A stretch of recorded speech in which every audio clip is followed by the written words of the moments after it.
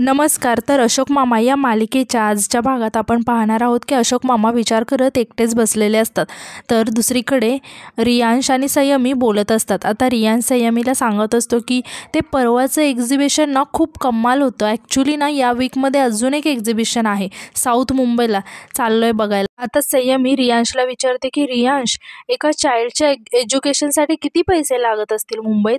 तेव्हा रियांश म्हणतो की ॲक्च्युली मला काही आयडिया नाही आहे आणि तसा विचारही कधी मी केला नाही. तेव्हा संयमी म्हणते की पण मला करावा लागेल, खूप खर्च होत असेल ना, कारण आम्ही तिघे आहोत ना आणि आजोबाला खूप पैसे लागत असतील आणि तुला माहिती आहे आजोबा चंदन आजोबांकडून सुद्धा पैसे घेतात. आता हे ऐकून रियांश आश्चर्याने विचारतो की काय, सिरियसली? तेव्हा संयमी म्हणते की हो, आय थिंक मलाच करावं लागेल आता काहीतरी आणि मला असं वाटतं की मला त्यांना मदत करावीच लागेल. मी काय फुल्ली एज्युकेटेड नाही आहे, पण मला काहीतरी करून पैसे कमवावेच लागतील. यावर रियांश विचारतो की म्हणजे काय करणार आहेस? तेव्हा संयमी सांगते की माहीत नाही आहे, पण मला असं कोणावरती डिपेंड नाही राहायचं आहे.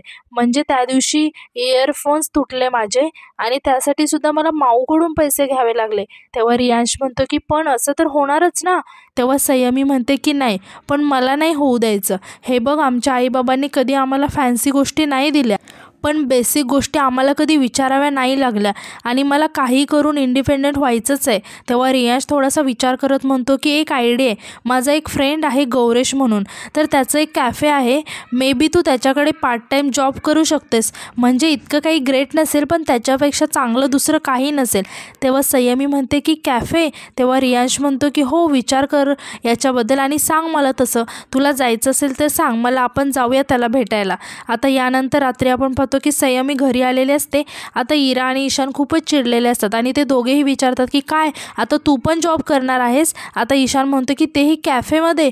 तेव्हा संयमी म्हणते की हो, मी ना तिथे वेगवेगळ्या टाईपच्या कॉफीज करणार आहे. तेव्हा इरा विचारते की तुला येतात? संयमी म्हणते की मी शिकेल ना, तसंही मला कुकिंग येतं, तसं ते पण येईल. इरा म्हणते की पण आजोबा, त्यांना चालेल? तेव्हा ईशान म्हणतो की त्यांना नाही चालणार, त्यांना तर खाली गेलेलं पण नाही चालत. तेव्हा इरा म्हणते की पण आपण चांगलं शिकावं म्हणूनच आजोबा जॉब करतायत ना, मग आपण जॉब केला तर आजोबा काय करणार आहे? तेव्हा ईशान म्हणतो की ते तर आता शाळेत पण नाही जाऊ शकत. आता संयमी म्हणते की एक मिनिट, तुम्ही जरा दोघे शांत बसा आणि जरा माझं ऐकाल का?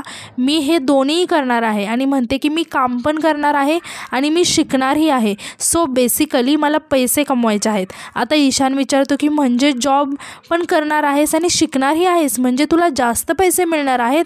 आणि म्हणायला लागतो की मग मी पण जॉब करणार आहे आणि खूप पैसे कमावणार आहे. तेव्हा संयमी चिडत म्हणते की जरा गप्प बसतोस का, तू लहान आहेस अजून. तेव्हा इरा म्हणते की हेच जर तुला आजोबा म्हणाले तर? तेव्हा संयमी म्हणते की नाही म्हणणार, कारण ते म्हणायचा मी त्यांना चान्सच नाही देणार आहे, त्यांना सांगणारच नाही की मी जॉब करते. आता ईशान शॉक होऊन विचारतो की तू सांगणारच नाही आहे आणि त्यांना कळलं तर? तेव्हा संयमी म्हणते की कसं कळेल, ते असतील त्यांच्या कामावर आणि मी असेल माझ्या कामावर, सिम्पल. आता इरा मात्र शांतच असते आणि ती खाली मान घालून उभी असते. आता तेव्हा संयमी इराकडे बघत म्हणते की इरू, मला ना तुझ्या चेहऱ्याकडे बघूनच कळतंय की तू त्यांना सांगणार आहेस. अजिबात नाही सांगायचं, सांगितलंस तर बघ. तेव्हा इरा म्हणते की नाही सांगणार. आता संयमी म्हणते की काळजी करू नका, सगळं काही नीट होईल, पण त्यासाठी आधी त्यांनी कामाला जायला पाहिजे ना. आता दुसऱ्या दिवशी सकाळी आपण पाहतो की सोसायटीतील सर्वजण तिथे जमलेले असतात. तेव्हा तिथूनच अशोक मामा आता कामाला चाललेले असतात. आता अशोक मामांना जाताना पाहून सर्वजण हळूहळू त्यांच्या पाठी जायला लागतात. अशोक मामा पाठी वळून बघतात, तेव्हा सगळेजण घाबरून तिथेच थांबतात. आता अशोक मामा परत जायला लागतात, तेव्हा परत अजून सगळे त्यांच्या पाठी जायला लागतात. तेव्हा अशोक मामा लगेच पाठी वळून बघतात आणि म्हणतात की काय आहे आज माझ्या मागे मागे? तेव्हा सातपुते म्हणतात की काय नाही, ते तुम्हाला सोडायला येतोय. अशोक मामा विचारतात की कुठे? तेव्हा सातपुते सांगतात की गेटपर्यंत, तुम्ही नोकरीला जाताय ना? अशोक मामा थोडासा विचार करत म्हणतात की अच्छा, म्हणजे तुम्हाला कळलं होय. आता देसाई म्हणतात की आम्हाला? अहो अख्ख्या सोसायटीला कळलं आहे. अहो माजगावकर, तुम्ही खूप महत्त्वाची व्यक्ती आहात, तुमच्याबद्दल सगळ्यांना कळतं, अगदी तुम्ही नाही सांगितलं ना तरीही. तेव्हा अशोक मामा म्हणतात की मग काय, आज माझ्या पाठवणीचा कार्यक्रम की काय? आणि ते गाणं म्हणायला लागतात की लेक चालली सासरला. आता तेव्हा सोसायटीतील एक जण म्हणतो की अहो माजगावकर, असं काय करताय? आता तुम्ही आमच्यात नसणार म्हटल्यावर आम्ही आणि तो रडल्याचं नाटक करत म्हणतो की आम्हाला वाईट वाटणारच हो. आता देसाईसुद्धा म्हणतात की माजगावकर, तुम्ही नसलात ना तरीसुद्धा तुमची शिस्त आमच्याबरोबर असेल. आणि शपथ घेऊन म्हणतात की आता शपथ घेऊन सांगतो की तुमच्या तत्वांना स्मरून करून आम्ही यापुढे जगू. अशोक मामा म्हणतात की मी काय कायमचं जात नाही आहे, परत येणार आहे. देसाई म्हणतात की अरे रे रे, आणि परत थोडंसं घाबरत म्हणतात की अरे वा, नाही तुम्ही जा, बिंदास जा, आम्ही तुमची वाट बघू. आता अशोक मामा म्हणतात की झालं, अरे अभिनय करायचा तर तो किंचितसा खरं वाटेल असा तरी करा. आणि म्हणतात की आनंदाच्या उकळ्या फुटतात ना, आनंदाच्या उकळ्या. आता आणि म्हणतात की ठीक आहे, आता या स्वातंत्र्याच्या तुम्हाला हार्दिक शुभेच्छा, पण या स्वातंत्र्यात सोसायटीचा उकिरडा करून ठेवू नका, नाहीतर मी परत येईन आणि तुम्हाला चांगलंच वटणीवर आणेल. शिस्त म्हणजे शिस्त, असं म्हणून ते तिथून निघून जातात. आता अशोक मामा तिथून निघून गेल्यानंतर सोसायटीतील लोक चर्चा करायला लागतात आणि म्हणतात की त्यांच्या सोसायटीतील सेक्रेटरीला सांगूया, हवं तर त्यांचा पगार आपण कॉन्ट्री काढून देऊया, पण त्यांना ना कामावरून कधी काढू नका. आता सातपुते खुश होऊन म्हणतात की चला, सोसायटीतील CCTV कॅमेरा काढून टाकल्यासारखं झालं, आता आपल्यावर कावळ्यासारखी नजर ठेवून कोणी नसणार आहे. तेव्हा देसाईसुद्धा म्हणतात की मी काय म्हणतो, आपण पार्टी करूया ना, आपली 31st अर्धवट राहिलेली पार्टी आज पूर्ण करूया सगळेजण. खूपच सगळेजण खुश असतात. आता तितक्या तिथे आपले ईश्वर काका येतात आणि म्हणतात की पण कशी करणार पार्टी? नाही, तुमची म्युझिक सिस्टीम, तुमचा लॅपटॉप, तुमच्या लाईट्स सगळं तर धुवून नेले ना, अजून आलेले नाही आहेत ते. तेव्हा सातपुते घाबरत म्हणतात की ते कधी येतील ते माहीत नाही. आता सोसायटीतील एक जण म्हणतो की ओ ईश्वर काका, तुम्हाला काय वाटतं, आम्ही काय सतत धिंगाणा घालत असतो का, तमाशे करत असतो का? हे बघा, आम्ही शांतपणे तमाशा न करता सुद्धा पार्टी करू शकतो. कळतंय का तुम्हाला? बघायचं आहे का तुम्हाला? दाखवायचं का मित्रांनो? तेव्हा सगळेजण हो म्हणायला लागतात. तर आता संध्याकाळी आपण पाहतो की सोसायटीतील सर्वजण पार्टी करत असतात. तेव्हाच अशोक मामा आणि ईश्वर काका तिथे येतात. आता सोसायटीतल्या लोकांनी खूपच राडा घालून ठेवलेला असतो आणि खूप कचरा करून ठेवलेला असतो. आता अशोक मामा येऊन सगळ्यांकडे बघायला लागतात. तेव्हा सर्वच जण शांत होतात. आता अशोक मामा ईश्वर काकांना हळूच खुणावून सांगतात. तेव्हा ईश्वर काका लगेच आपला मोबाईल काढून रेकॉर्ड करायला लागतात. सर्वजण खूपच पिलेले असतात. आता सातपुते म्हणतात की चला सुरू करा, तुमचं लेक्चर सुरू करा. तेव्हा अशोक मामा म्हणतात की लेक्चर देत नाही आहे मी, आणि तसंही तुम्हाला लेक्चर देऊन काय उपयोग आहे, तुम्ही शेवटी मागच्या बाकावरचेच विद्यार्थी राहणार. आणि विचारतात की ओ सातपुते, शिक्षक आहात ना तुम्ही, विद्यार्थी तुमच्याकडे आदराने बघतात, जरा विचार करा. जाताना सांगून गेलेलं ना मी की सोसायटीचा उकिरडा करू नका, पण तेच केलं ना शेवटी. आता सातपुते म्हणतात की हो, नीट सांभाळले आम्ही सोसायटी. तेव्हा अशोक मामा म्हणतात की आधी स्वतःला सांभाळा, नीट उभा राहा, नाहीतर पडाल बिडाल खाली. आता अशोक मामा बोलतात की तो जो कचरा आहे ना, त्याचं काय आहे, तो चालतो तुम्हाला? सगळ्यांनी मिळून या हॉलमधील कचरा उचला. तेव्हा देसाई म्हणतात की नाही करणार. एकतर तुम्ही आम्हाला प्रॉमिस केलं होतं की आमच्या हरवलेल्या वस्तू तुम्ही शोधायला आम्हाला मदत करणार, पण ती तुम्ही केली नाही. तेव्हा अशोक मामा म्हणतात तुम्ही जर असं लहान मुलांसारखं सूड म्हणून असं वेड्यासारखं बोलत असाल तर तुम्ही खरोखरच बालिश आहात. ईश्वर काका हे सगळं रेकॉर्ड करत असतात. आता अशोक मामा म्हणतात की आत्ताच्या आत्ता कचरा साफ करा, नाहीतर तुमच्या वस्तू तुम्हाला कशा मिळणार नाहीत याची मी व्यवस्था करू शकतो. चला उचला. तेव्हा सर्वजण म्हणायला लागतात की मी नाही करणार. काय करणार आहात तुम्ही? आता अशोक मामा ईश्वर काकांना म्हणतात की ईश्वर, मी काय म्हणतो, आपण तो जो आत्ता व्हिडिओ केला आहे ना, तो जर आपण नंतर समजा सोशल मीडियावर टाकला, म्हणजे काय होईल, लोक बघतील, तेवढाच त्यांना आनंद होईल. आणि ते म्हणतील की तेव्हा सर्वजण घाबरून म्हणायला लागतात की नको, आम्ही उचलतो कचरा, आणि उचला असं म्हणून ते घाबरून कचरा उचलायला लागतात. आता यानंतर अशोक मामा आणि ईश्वर काका घरी येतात.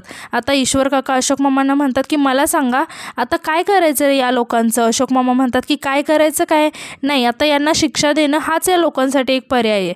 आता ईश्वर काका अशोक मामांना विचारतात की बरं मला सांग की कसा होता नोकरीचा पहिला दिवस. आता अशोक मामा म्हणतात की दिवस तर चांगला होता, पण मला आता नवीन नोकरी शोधावी लागणार आहे. तेव्हाच तिथे संयमी येते आणि ती सुद्धा हे सर्व ऐकायला लागते. आता अशोक मामा ईश्वर काकांना सांगत कारण माझा पहिला दिवस हा शेवटचा दिवस ठरला आहे. ईश्वर काका आश्चर्याने विचारतात की म्हणजे तू नोकरी सोडलीस? अशोक मामा म्हणतात की सोडली नाही तर मला काढला. नाही, काय झालं, तिथल्या सोसायटीतल्या सेक्रेटरीच्या मुलालाच मी शिक्षा केली असं म्हणून ते हसत असतात आणि म्हणतात की कारण त्याने झाडावरची फुलं तोडली ना, तिकडे बोर्ड लावला होता की फुलं तोडण्यास बंदी आहे, तर केला त्याचा कोंबडा, असं म्हणून ते खूप हसायला लागतात. आता संयमी अशोक मामांकडे बघत असते आश्चर्याने.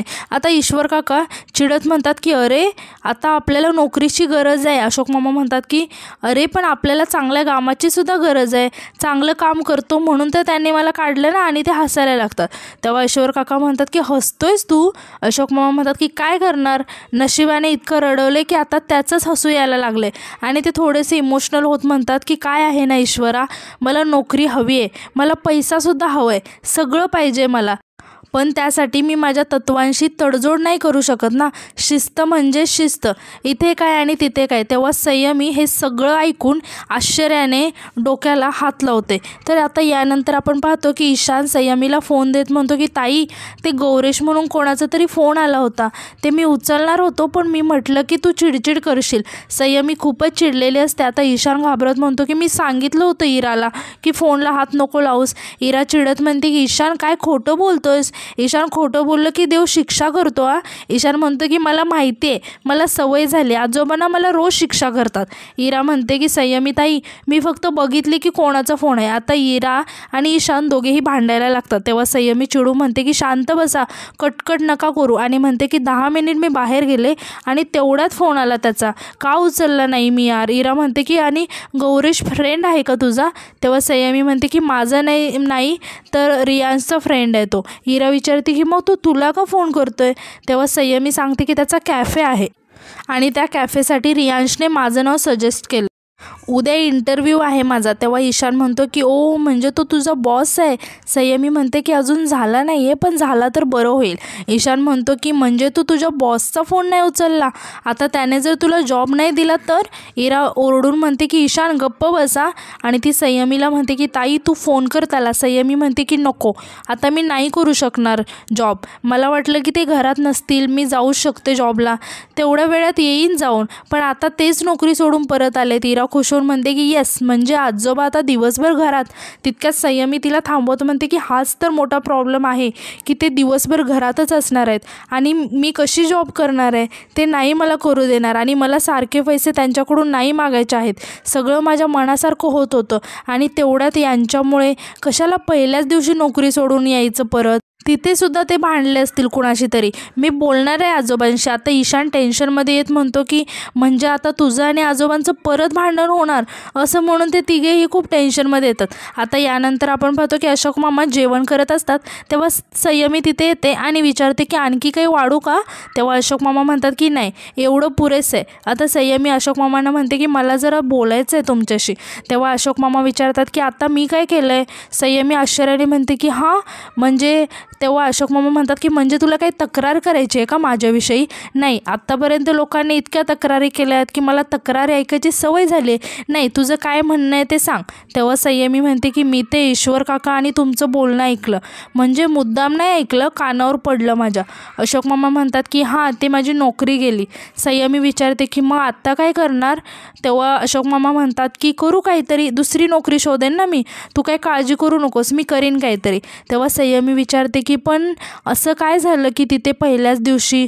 अशोक मामा म्हणतात की काय आहे, माणसाने जरा चांगलं काम केलं तरच त्याचं कौतुक होतं आणि मी चांगलं काम केलं, मन लावून काम केलं. हां आता त्या बदले त्यांनी मला काढून टाकायचं असेल तर दुखणं त्यांचं आहे ना. काय बरोबर आहे की नाही माझं म्हणणं. तुझं यावर काय मत आहे ते मला सांग. तेव्हा संयमी आश्चर्याने विचारते की माझं मत विचारताय तुम्ही. अशोक मामा म्हणतात की हो, आता तू मोठी आहेस ना, तुला स्वतःचं असं मत आहे, मला सांग मी बरोबर केलं की चूक केलं. आता ते सेक्रेटरीच्या मुलाला फुले तोडण्याचा अधिकार दिला कोणी. उलट अधिकार असणाऱ्या माणसाने स्वतः त्याचा गैरवापर करायचा नसतो. आता मी स्वतः ते तत्त्व पाळतो, आता ते पाळत नाही त्याला मी काय करू. आता संयमी म्हणते की हो, पण तुमचं म्हणणं बरोबर आहे आणि विचारते की नवीन नोकरी शोधण्यात किती वेळ लागेल, म्हणजे वेळ लागू शकतो ना. अशोक मामा म्हणतात की नाही, मी जास्त वेळ नाही जाऊ देणार, मी लवकरच नोकरी शोधेन. काय आहे मोठी, माझ्याकडे पैसा नाही आहे म्हणून मी तुम्हा तिघा भावंडाचं आयुष्य वाया नाही जाऊ देणार. नक्की, पण मला थोडा वेळ हवा आहे, मी नक्की प्रयत्न करेन प्लीज. तेव्हा संयमी थोडीशी खुश होते आणि अशोक मामांकडे बघायला लागते आणि ती थोडीशी विचारात पडते. आणि आजचा भाग इथेच संपतो. धन्यवाद.